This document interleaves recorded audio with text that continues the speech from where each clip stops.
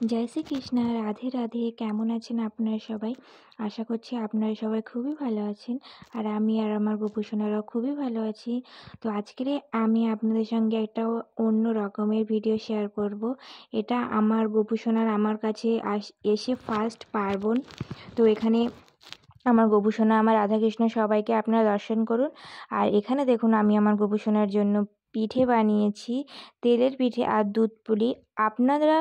আপনাদের ছোট্ট মিষ্টি গোপাল সোনাকে এই পার্বণে কী কী পিঠে বানিয়ে খাইয়েছেন অবশ্যই জানাবেন। আমি তেমন পিঠে বানাতে জানি না, আমি যেটুকু পারি সেটুকুই আমার গোপাল সোনার জন্য বানিয়ে দিয়েছি। তো আপনারা আপনাদের মিষ্টি গোপাল সোনার জন্য, গোপু সোনার জন্য কী কী পিঠে বানিয়েছেন অবশ্যই জানাবেন। তো এবার দেখতেই পাচ্ছেন আমি এখানে পিঠেগুলো সাজিয়ে নিয়েছি। আর যেহেতু গোপাল সোনার দুধের জিনিস খুবই পছন্দ, সেই জন্য আমি গোপাল সোনাকে একটু দুধ পুলিও বানিয়ে দিয়েছি। তো আমি সেইভাবে কোনো দিন পিঠে বানাইনি, নিজে উদ্যোগ নিয়ে, কিন্তু আমার গোপু সোনার জন্য সকাল থেকেই মনে হচ্ছিল একটু পিঠে বানিয়ে দিই, সেই জন্য আমি আমার গোপু সোনাকে একটু পিঠে বানিয়ে দিয়েছি।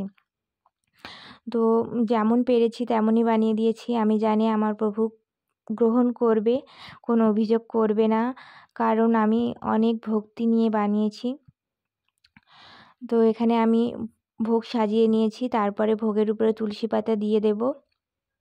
আপনারাও আপনারা সবাই জানেন, বারবার আমার একই কথা বলতে হবে না আশা করি। তো আর এখানে আমি প্রথমত বলে দিই, গ্লাসে আপনারা কেউ একটা গোটা তুলসী পাতা দেবেন না, কেটে তুলসী পাতা দেবেন। এটা আমি আগে জানতাম না, আমি জেনেছি, তাই আপনাদেরকে জানিয়ে দিলাম। অবশ্যই আপনারা তুলসী পাতা কেটে গ্লাসে দেবেন, গোটা তুলসী পাতা গ্লাসে দেবেন না।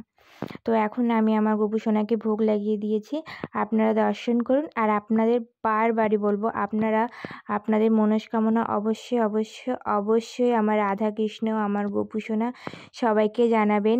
এই পৌষ পার্বণের দিনে আমার গোপু সোনা সকলের মনস্কামনা পূরণ করুক, এই কামনা আমি আমার গোপু সোনার কাছে রাখি। রাধে রাধে বন্ধুরা।